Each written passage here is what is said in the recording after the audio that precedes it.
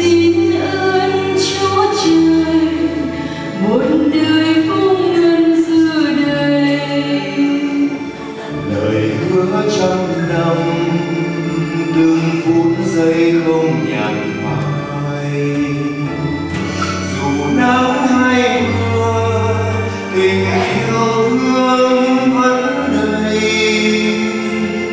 Chúng con nguyện cầu tình yêu luôn thắm hậu. Lạy Chúa, con hiến ta xin, tình con luôn thắm sinh trong tình Chúa. Nguyện xin đổ xuống trong gia đình một ánh ân an ninh, nồng ấm cao ân tình.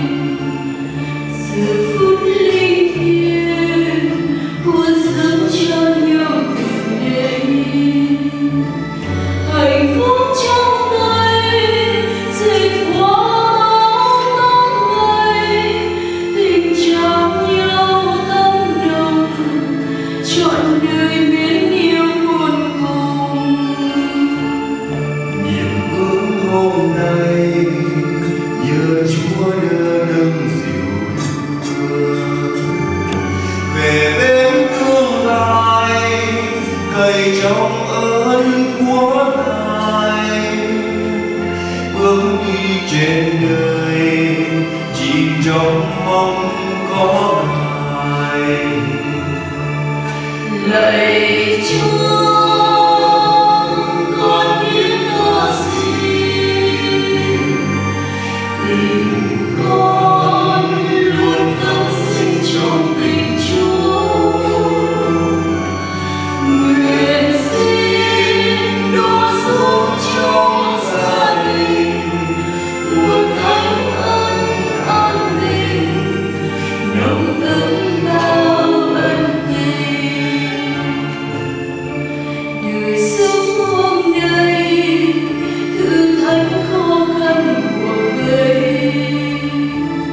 tìm Chúa yêu thương tựa đường bao tháng ngày, vượt qua bao chướng ngại, một đời thủy chung lâu dài. Nguyện ước mai sau tình sáng hơn muôn ngàn sao, ngày tháng bên nhau nụ hoa xuân thắm màu. Chúa ban ơn trời tình cao dâng suốt đời. Lạy Chúa,